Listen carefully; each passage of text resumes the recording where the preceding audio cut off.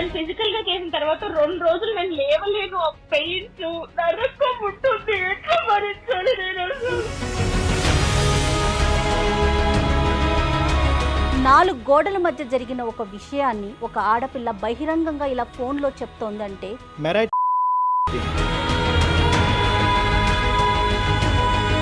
ఇది సనాతనంగా మనకొస్తున్న ఆచార సాంప్రదాయాలు. నువ్వు అడ్జస్ట్ అయ్యి అక్కడే పడుండాలా? ఎంత నరకమైనా సరే ఇంకా పడుండాలా? అక్కడే చచ్చిపోవాలా? ఊరంతా నా గురించి ఇది తిరిగిపోతుంది, కొన్నైతే చెప్పుకోలేము. అంత గలీజ్గా మా ఊరు మొత్తం ప్రచారం చేశారు. మెంటల్ గా టార్చర్, ఫిజికల్ గా టార్చర్. అరే ఇష్టం లేకుండా ఎవరు ముట్టుకున్నా మనకి ఉంటది. భర్త కూడా ఇష్టం లేకుండా ముట్టుకుని టార్చర్ చేస్తుంటే ఇంకే ఎలా ఉండాలి నేను? కాదు సువచ్చల, మీ మీద అతనికి ఏదైనా అనుమానం ఉన్నట్లుగా మీకు తెలిసిందా ఎక్కడైనా? ఆ కోణం ఏమన్నా ఉందా? అనుమానం అన్నట్టు ఏం బిహేవ్ చేయడు. వస్తాడు, ఇంకా తన ఇష్టం అన్నమాట. నాకు ఇది కావాలి, నువ్వు చేస్తావా లేదా అంతే. ఇంకా ఎందుకు చేస్తున్నావు అంటే నా ఇష్టం. డ్రింక్ ఇలానే మాట్లాడతాడు. డ్రింక్ చేస్తాడు, హెవీగా డ్రింక్ చేస్తాడు. డ్రింకే కాదు, ఈవెన్ గుట్కాలు అలానే నమ్ముతూ అలానే వస్తాడు ఇంట్లోకి. అసలు నాకు సిగరెట్ ఎవరైనా దూరంగా తాగుతుంటే కూడా అలా అసలు అక్కడ ఉండను, ఆ చుట్టుపక్కల కూడా ఉండను. అలాంటి నా స్మెల్ మళ్ళీ నన్ను వచ్చి ఫిజికల్ గా చేయడము. 2 days వరకు చాలా నరకం అనుభవిస్తాను. మీ అత్తవారింట్లో ఏమన్నా మీరు ఈ విషయాన్ని ఎక్స్ప్రెస్ చేసే ప్రయత్నం చేశారా సువచ్చల? చెప్పాను, వాళ్ళు కూడా ఏం మాట్లాడట్లేదు. వాళ్ళ అబ్బాయికే సపోర్ట్ చేస్తున్నారు. ఉండాలమ్మా, అడ్జస్ట్ అవ్వాలి, ఏం చేస్తావు, మొగుడంటే పడుండాలి, ఎందుకు పెళ్లి చేసుకున్నావు కదా, భరించు, ఏం చేస్తావు అని మాట్లాడుతున్నారు. మళ్ళీ ఏమో ఇప్పుడు కొత్తగా స్టార్ట్ చేసింది ఏంటంటే, ఇంటికి వెళ్ళిన తర్వాత నుంచి నాకు కట్నం తెచ్చివు, నాకు 10 లక్షలు తెచ్చివు, నాకు ఇప్పుడు కావాలి, మీ డాడీని అడుగు, మీ అమ్మని అడుగు. ఇంకెంత దారుణం అంటే, మాది జాయింట్ ఫ్యామిలీ. మా ఇంట్లో మా మామ కొడుకు నాకు మరత అవుతాడు. నువ్వు మా మామ కొడుకుతో తిరుగుతున్నావు, చెట్టా పట్టాలు వేసుకుంటున్నావు, వాటితో ఏం చేస్తున్నావు అని కొత్తగా ఇప్పుడు స్టార్ట్ చేశాడు. కాదు డాక్టర్ గారు, ఇప్పుడు సువర్చల చెప్పిన దాన్ని బట్టి వింటుంటే అన్ని లక్షణాలు కనిపిస్తున్నాయి అతని వైపు. ఒకవైపు మనం కనుక వింటున్నాం కాబట్టి నీ సైడ్ నుంచి ఏదో ఒక ప్రొవోకింగ్ ఇష్యూ వల్ల మనిషి ఇలా మారినట్టు అనిపిస్తుందా, లేదా నేచరే మనిషిది ఇలాంటిది అంటారు? అసలు ఏమి చేయలేదు. పెళ్లి వరకు హ్యాపీగా పెళ్ళయింది, ఎంత హ్యాపీగా ఉంటది అనే సెన్స్. అంటే ఇంట్లో ఇష్టమైన పెళ్లి నేను చేసుకున్నాను, హ్యాపీగా ఉందాము, హ్యాపీగా లీడ్ చేద్దాము అనే సెన్స్ లో నేనున్నాను. కానీ అయిన తర్వాత మొత్తం నా లైఫ్ అనేది చేంజ్ అయిపోయింది. అడ్జస్ట్ అవ్వు అంటున్నారు. ఎన్ని రోజులు అడ్జస్ట్ అవ్వాలి? ఎంతకాలం అడ్జస్ట్ అవ్వాలి? నువ్వు మానసికంగానే కాదు, ఫిజికల్ గా, శారీరకంగా కూడా నన్ను హింసిస్తూ ఉంటే ఎన్ని రోజులు భరిస్తాము? ఎట్లా అంటే తను ఫిజికల్ గా చేసిన తర్వాత 2 రోజులు నేను లేవలేను. ఆ పెయిన్స్ నరకం ఉంటుంది. ఎట్లా భరించాలి? ఊరుకోండి సువచ్చల. ఇంట్లో కూడా అర్థం చేసుకోవట్లేదు, ఎవరికి చెప్పాలి? చచ్చిపోవాలని ఉంది నాకు. కానీ మీ ప్రోగ్రామ్ చూసి ఒక్కసారి మిమ్మల్ని అడుగుతాము, ఏం చెప్తారు అని చెప్పి ఫోన్ చేశాను. చచ్చిపోవటం, ఆత్మహత్య అనేటటువంటిది సొల్యూషన్ కాదు. నువ్వు చాలా చిన్న అమ్మాయివి. నీ జీవితాన్ని నువ్వు ఏ విధంగా సరిదిద్దుకోగలవు అనేటటువంటిది, లేదంటే ఏ దారిలో వెళ్తే కనుక నీకు సరైనటువంటి సొల్యూషన్ అందుబాటు అవుతుందని అందమైన జీవితం ఖచ్చితంగా ఆ మార్గాన్ని చూపెట్టే ప్రయత్నం చేస్తుందమ్మా.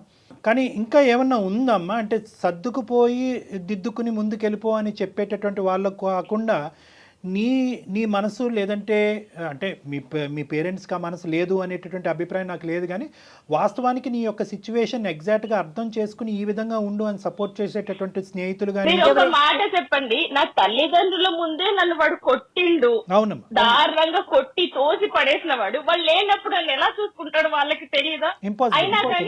అయినా కానీ మన ఊరే అంటే మా పక్కనే కదా, ఊర్లో అందరికి తెలుసు కదా మీకు పెళ్ళయిందని చెప్పి. నువ్వు ఇంకా వాడితోటే ఉండాలి నువ్వు అని అంటే నేను ఎలా బతకాలి? నేను ఎలా ఉండాలి వాడితోటి? ఇటు తల్లిగారు ఆదరయ్యారు, అటు అత్తగారు ఆదరయ్యారు, నేను ఏమైపోవాలి? మీరేం చదువుకున్నారు సువర్చల? బీటెక్ చదివాను. జాబ్ చేయాలి అనే ఆలోచన ఏమైనా ఉందా? అంటే మీ ఇంట్లో జాబ్కు పంపించే ఆలోచన వాళ్ళకి, పేరెంట్స్ అసలు ఉందా? బిఫోర్ మ్యారేజ్, పెళ్లి ముందు వరకు చేశాను, పెళ్లి తర్వాత కూడా చేశాను. ఓకే. మధ్యలో ఇంకా ఈయనకి కష్టం అవుతుంది, నాకు ఎవరు ఉండి పెడతారు అని వాళ్ళ మదర్ కొంచెం చెప్పడం వల్ల జాబ్ మానేసి ఇంట్లోనే నేను ఉన్నాను. ఓకే. ఇంట్లోనే ఉన్నారు. అమ్మా మీరు ఎంతమంది అమ్మా? అక్క చెల్లెలు ఎంతమంది అమ్మా మీరు? మేము ఇద్దరం అండి. మీరిద్దరే. మరి నీకేమన్నా అనిపించిందమ్మా అంటే నీ పెళ్లి చేసేటటువంటి దాంట్లో కొద్దిగా ఎంక్వైరీస్ కానీ లేదంటే కొద్దిగా క్షుణ్ణంగా విశ్లేషించిన తర్వాత ఒక అబ్బాయిని వెతికి పెళ్లి చేసినట్టుగా నీకు అనిపించిందా? ఎందుకు ఇద్దరు అమ్మాయిలు ఉండేటటువంటి చోట ఎందుకు ఈ తొందరపాటు? అంటే ఇన్ని క్యారెక్టర్స్ ఒక మనిషిలో నేను అడిగాను, వాళ్ళు అడిగారు, మేమంతా చూసి ఆరాధేసి, మరి పెద్ద ఫ్యామిలీ కదా, అందరూ కనుక్కున్న అబ్బాయి మంచోడే చుట్టుపక్కల వాళ్ళే అందరూ చెప్పారు. ఇప్పుడు ఎంత దారుణం అయిపోయిందంటే అబ్బాయి గురించి తెలిసి కూడా వాళ్ళే ఇప్పుడు నన్ను అంటున్నారు. అంటే ఈ అబ్బాయి ఏం చేశాడంటే, నేను ఇప్పుడు వేరే వాళ్ళని ఏమైనా పెళ్లి చేసుకుంటానేమో తనకి డైవర్స్ ఇచ్చి అని చెప్పి ఊరంతా నా గురించి ఇది తిరిగిపోతుంది, మొగుడుతో సరిగ్గా ఉండదు, ఎంత గలీజ్ గా కొన్ని అయితే చెప్పుకోలేము, అంత గలీజ్ గా మా ఊరు మొత్తం ప్రచారం చేశాడు. కానీ కళ్యాణ్ గారు ఇక్కడ చూడండి, వాళ్ళే వచ్చి నన్ను చెడుగా అంటున్నారు. ఓకే, వాళ్ళ పేరెంట్స్ తప్పిదం అనేది ఎంత స్పష్టంగా కనిపిస్తోంది. ఈ రోజుల్లో అబ్రాడ్ లో ఉండే వాళ్ళ ఫ్యామిలీలే పూర్తిగా ఎంక్వైరీలు చేసి ముందు వెనక ఆలోచించి పెళ్లిళ్ళు చేస్తున్నారు కదా. పక్క సందులో ఉన్న అబ్బాయి గురించి ఎంక్వైరీ చేసుకోకుండా ఆడపిల్లని ఇచ్చేస్తున్నారు. అంటే తల్లిదండ్రులు విశ్లేషణ చేయలేదా అనేటటువంటిది ఒక ఎత్తు. యూజువల్గా ఏంటంటే ఈ టైప్ ఆఫ్ పర్సనాలిటీస్ సమాజంలో 2 నుంచి 4% ఉన్నారమ్మా. 2 to 4% మంది ఉన్నారు. వీళ్ళు బయటకు దేవుళ్ళ కనిపిస్తూ ఉంటారు, ఇంట్లో దెయ్యంలాగా రాక్షసులాగా ప్రవర్తిస్తారు. ఎలా మారిపోతారు డాక్టర్ గారు? అంటే బయటికి కనిపించేదే సమాజం నమ్ముతుంది.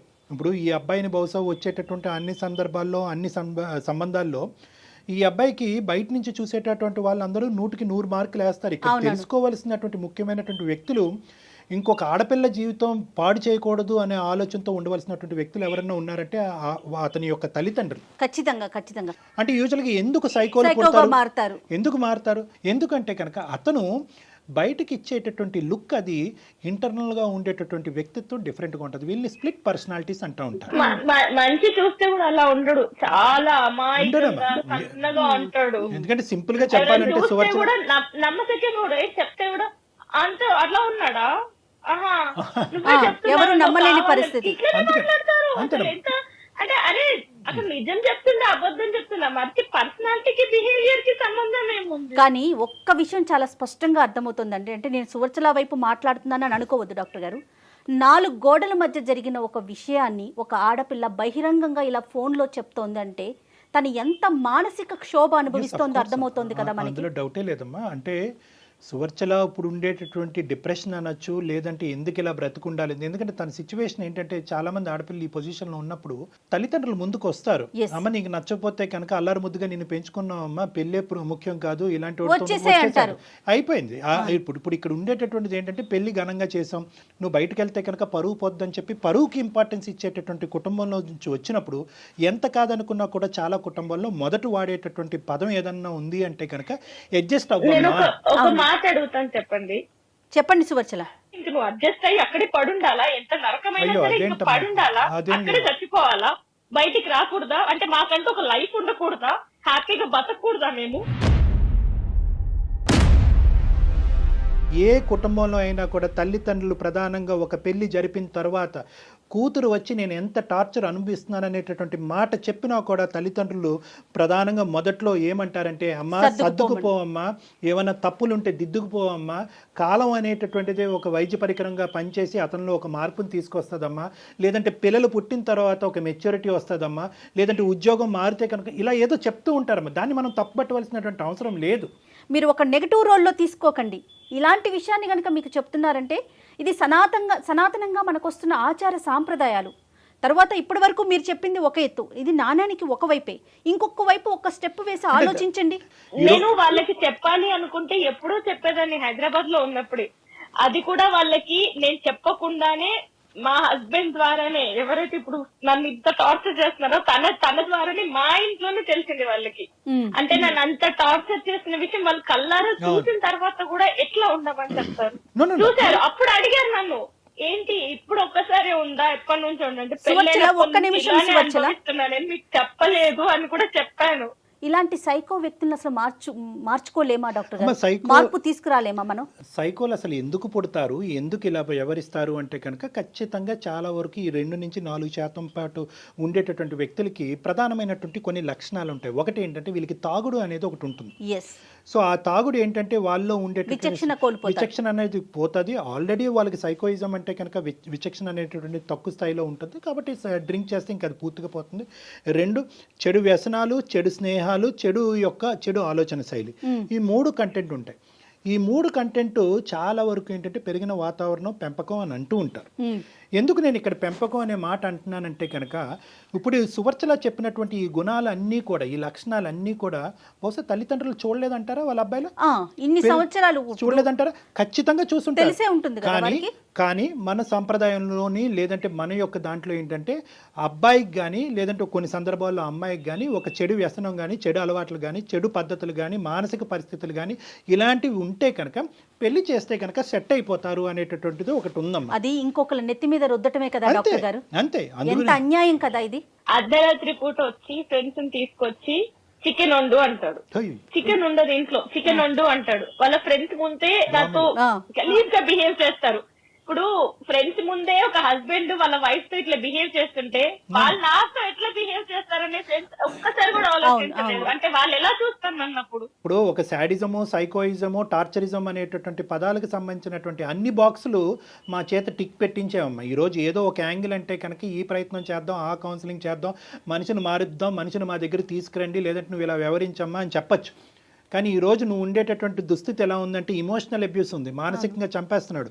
ఈ అమ్మాయి కరెక్ట్ కాదని చెప్పి ప్రచారం చేస్తున్నాడు. ఈ అమ్మాయి క్యారెక్టర్ కరెక్ట్ కాదని ప్రచారం, మానసికంగా హింసిస్తున్నాడు. అంటే భార్యాభర్తలకు సంబంధించినటువంటి సంబంధంలో ఈ అమ్మాయిని మెరైట్ అంటారు దీన్ని. ఇప్పుడు ఆ అమ్మాయి చెప్పింది ఏంటంటే ఫిజికల్ అబ్యూస్ కూడా. అంటే చిన్న వాటికి నామే చేయి చేసుకుంటున్నాడు. అంటే ఇక్కడ మనం ఈ రోజు ఇక్కడ కూర్చుని బహుశా సువర్చల తన భర్తకు సంబంధించినటువంటి కొన్ని మంచి విషయాలు చెప్పట్లేదేమో అని అనుకోవటానికి ఒక అవకాశం ఉంది. కానీ ఎన్ని చెప్పినా కూడా ఇన్ని గుణాల ముందు అతని యొక్క మానసిక పరిస్థితి, అతని వ్యక్తిత్వం చాలా పూర్తిగా దిగజారినట్టు. అయితే ఒక్కటన్నా మంచి లక్షణం ఏమన్నా చెప్పగలుగుతారా సువర్చల మీరు అతని వైపు నుంచి? అంటే ఏమీ లేదు. పెళ్ళైనప్పటి నుంచి మేము కలిసి ఉన్నప్పటి నుంచి నాకు రోజు ఏడుపు, ఎవ్వరికి, ఎందుకంటే ఇద్దరమే ఉండేది.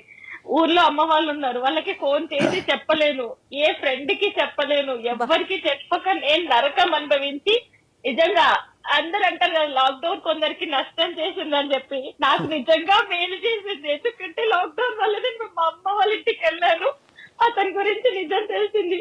అయినా కూడా నాకు కష్టాలు అనేవి తప్పలేదు. నేనేం చేయాలి? ఇక నాకు చావేనా గతి. లేదు సువర్చల, అసలు ఎప్పటికీ అలాంటి ఆలోచనే పెట్టుకోవద్దు దయచేసి. Suvarchala, without any second thought get out of this marriage అమ్మా. Come out of this marriage. ఎందుకంటే నో ఇది ఏంటంటేనమ్మా, బేసికలీ ఇక్కడ నువ్వు ఏడవటం, చనిపోవటం, లేదంటే చంపబట్టం, ఈ 3 అంశాల్లో ఏదో ఒకటి జరుగుతుందమ్మా నీ జీవితంలో. ఇటువంటి వ్యక్తి కాదు కళ్యాణ్ గారు, ఒక్క నిమిషం వాళ్ళ పేరెంట్స్ తో మాట్లాడించే ప్రయత్నం చేయలేమా? చేయవలసినటువంటి ప్రయత్నం ఏదన్నా తల్లిదండ్రుల ద్వారా చేయాలి అనేటటువంటి ఆలోచన తనకుంటే ఖచ్చితంగా చేయాలి. కానీ తన నిర్ణయం మీద తను నిలబడేటటువంటి శక్తి సామర్థ్యాలు తను పెంపొందించుకోవాలి. నువ్వు ఒక నిర్ణయం తీసుకొని నేను అబ్బాయితో విడిపోతాను అన్నా కూడా నువ్వు విడిపోతే మేము చచ్చిపోతాము.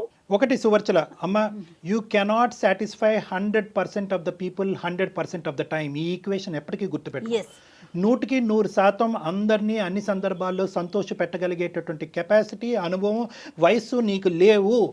తల్లిదండ్రుల దగ్గర నుంచి బ్లాక్మెయిల్ వచ్చినా, ఏది వచ్చినా, ఇది నీ జీవితానికి సంబంధించినటువంటి అంశం. ఒక్కసారి అర్థం కానటువంటి తల్లిదండ్రులకి 2 సార్లు చెప్పు. నీ ద్వారా అర్థం కానటువంటి తల్లిదండ్రులకి నీ ద్వారా నీకు సంబంధించినటువంటి వ్యక్తుల ద్వారా చెప్పేటటువంటి ప్రయత్నం చేయి. సోషల్ అబ్యూజ్ అంటే ఏంటో వారికి విడమర్చి చెప్పు. అబ్యూజ్ అంటే ఏంటి అన్నది వాడికి విడమర్చి చెప్పు. ఇమోషనల్ అబ్యూజ్ ఏంటి అన్నది విడమర్చి చెప్పు. ఫిజికల్ అబ్యూజ్ అన్నది ఏంటి విడమర్చి చెప్పు. ఎందుకు అంటే కనుక చాలా సందర్భాల్లో నేను ఇందాక అన్నట్టుగా అడ్జస్ట్ అయ్యి వేచి చూడు అనేటటువంటి పదం ప్రతి కుటుంబంలో ప్రతి తల్లిదండ్రులు వాడేటటువంటిది. కానీ ఇక్కడ చూడవలసింది ఏంటంటే డ్యూరేషన్ ఆఫ్ టైం. అంటే కేవలం సంవత్సరంకే ఈ అమ్మాయి ఎలాంటి నిర్ణయం అనేటటువంటి అంశానికంటే ఇక్కడ ప్రధానంగా చూడవలసింది ఏంటంటే Suvarchala, the intensity of the torture and the quality of the torture. అంటే అన్ని రంగులు, అన్ని హంగుల్లో ఒక మనిషి భరించలేక ఈరోజు సువర్చల మనతో ఇలా ఫోన్ చేసి మాట్లాడుతుంది అంటే కనుక అందమైన జీవితం ఈ వేదిక ఉండటం వల్ల అమ్మాయి ఫోన్ చేసి చెప్తుంది. లేదంటే ఈ అమ్మాయి ఈ రోజు ఇంకో ఆత్మహత్య ధోరణం, ఇంకో పనికి పూనుకోలేదు అనేది గ్యారంటీ లేదు కదా. అవును. మీ సొల్యూషన్ ఏం చెప్తారు ఫైనల్ గా చెప్పండి. Know the thing is Suvarchala, ఇక్కడ సొల్యూషన్ ఈజ్ స్ట్రైట్ ఫార్వర్డ్ అమ్మా. ఇక్కడ ఏంటంటే అన్ని కెపాసిటీస్లో అన్ని విధాలుగా అమ్మ. Suvarchala, are you there? ఉన్నాను. ఓకే ఓకే అమ్మ, నువ్వు గుండె నిబ్బరం చేసుకుని ధైర్యంగా ఉండమ్మా. ఎందుకంటే ఈ రోజు నీకు బోల్డ్ అంత భవిష్యత్తు ఉంది. నీకేమి బరువు బాధ్యతలు రెస్పాన్సిబిలిటీస్ అంటూ ఏమీ లేవు. మీ ఇద్దరు లక్కీగా నువ్వు ఏదైనా సంతోషపడవలసినటువంటి అంశం ఉంది అంటే కనుక సంవత్సరం అయిన తర్వాత ఇప్పటికీ నువ్వు ప్రెగ్నెంట్ కాకపోవడం అన్నది నువ్వు చేసుకున్నటువంటి అదృష్టం. లేదంటే ప్రెగ్నెన్సీ నేను అదే హ్యాపీ ఫీల్ అవుతాను. బట్ నేను కంప్లీట్ బ్లాంక్ అయిపోయాను. నా మైండ్ అనేది పని చేయట్లేదు. అందుకే నేను మీకు మెయిల్ చేశాను. నేను ఏంటి అర్థం కాక అసలు. చాలా చాలా మంచి పని చేశారు సువచ్చల, నిజం చెప్తున్నాను కదా. ఎందుకంటే ఇప్పుడు కళ్యాణ్ గారు చెప్పినట్లుగా డెఫినెట్ గా ఒక పాజిటివ్ డెసిషన్ తీసుకోండి. మీరు చదువుకున్నారు, సొసైటీ ఏంటో మీకు తెలుసు, మళ్ళీ జీవితాన్ని ఫ్రెష్ గా స్టార్ట్ చేసేయండి. అంతేగాని వీళ్ళేమనుకుంటారో వాళ్ళేమనుకుంటారో ముందు వెనక ఆలోచించొద్దు. మీ జీవితం మీ చేతుల్లోనే ఉంది. మీరు ఇంకా చిన్న వయసులోనే ఉన్నారు. ఇది ఒక పీడకల్లా మర్చిపోవాలి అనేటటువంటి ఉద్దేశం మా అందరికీ ఉంది. కాబట్టి ఎటొచ్చి మీకు ఏదైనా అడ్డం ఉంది అంటే కనుక ఏ విధంగా మీ తల్లిదండ్రుల్ని కన్విన్స్ చేయాలి అన్నది ఒక్కటే ఇక్కడ మీ సమస్య. కాబట్టి మీరు ఇమోషనల్గా ఉన్నారు. చాలా ఇమోషనల్గా ఉండటం వల్ల ఏమవుతున్నారంటే మీరు అనుభవించినటువంటి కంటెంట్ ఏదైతే ఉందో అది మీ పేరెంట్స్కి సరిగ్గా కమ్యూనికేట్ చేయలేకపోతున్నారేమో. కన్ఫ్యూజ్. వయసు చిన్నదమ్మా, అనుభవం చిన్నది. ఒక సంవత్సరం అన్ని రకాలుగా చెప్పాను, వినట్లేదు. ఇప్పుడు వాళ్ళు వినకపోతే నేనేం చేయాలి? ఇంకెంత పచ్చిగా చెప్పాలి? పేరెంట్స్ కి ఎవరైనా అంత పచ్చిగా చెప్తారా? అరే నా మొగుడు ఇలా చేస్తున్నాడు అని చెప్పి ఎవరైనా చెప్పుకుంటారా? ఆయన చెప్పినా కూడా వినట్లేదు. అమ్మ ఇక్కడ ఏదన్నా కూడా you have to take a stands అమ్మ. నేను సింపుల్గా చెప్తున్నాను, నువ్వు గుండె నిబ్బరం చేసుకుని ధైర్యంగా ఉండు. తల్లిదండ్రులకు చెప్పేటటువంటి విధాలుగా అన్ని విధాలుగా నువ్వు ప్రయత్నం చేయి. ఎవరైతే కనుక వాళ్ళ మాట వింటారో వాళ్ళ ద్వారా చెప్పేటటువంటి ప్రయత్నం చేయి. లాస్ట్ అండ్ ఫైనల్ నువ్వు ఇంకొకటి కూడా చెప్తానమ్మా. బహుశా నీ తల్లిదండ్రులకి నువ్వు కన్వే చేసిన తర్వాత మీ తల్లిదండ్రులు అటువైపు తల్లిదండ్రులు ముందుకొచ్చి జస్ట్ ఫర్ దేర్ సాటిస్ఫాక్షన్, వాళ్ళ సంతోషం సంతృప్తి కొరకు మీరిద్దరూ మ్యారేజ్ కౌన్సిలింగ్కి వెళ్ళి ఒక్కసారి ఆఖరి అవకాశం ట్రై చేయండి అని చెప్తే దానికి కూడా నేను రెడీగా ఉన్నానమ్మా. అది కూడా నువ్వు ఏకీభవించి నువ్వు ఇలా వెళ్దాము, ఇది ఒకసారి ట్రై చేద్దాం అనే ఉద్దేశం నీకు ఉంటే కనుక will try that. Otherwise will close that door also. Second కాకుండా ఫస్ట్ చెప్పారు కదా, కొత్త లైఫ్ స్టార్ట్ చేయమని. ఓకే అమ్మా, all the best. Convince decision తీసుకుంటాను. అలాగే తల్లి, అలాగేనమ్మా, షూర్. మీ పేరెంట్స్ కి ఎవరు చెప్తే వింటారో వాళ్ళతో చెప్పించే ప్రయత్నం చేయండి సువర్చల. రైట్, అదే ట్రై చేస్తాను. అంటే మీరు మాట్లాడిన తర్వాత కొంచెం చిన్న హోప్ వచ్చింది. Very good. కంటిన్యూ చేస్తాను. Thank you so much. Good luck. కాల్లోనే కాదు సువర్చల, మీకు ఎప్పుడు ఎలాంటి అడ్వైస్ కావాలన్నా కూడా డెఫినెట్ గా మాకు పర్సనల్ గా మీరు మెయిల్ చేయొచ్చు. ఓకే అండి, thank you. Thank you Suvarchala. God bless you అమ్మా, ఆల్ ద బెస్ట్ తల్లి.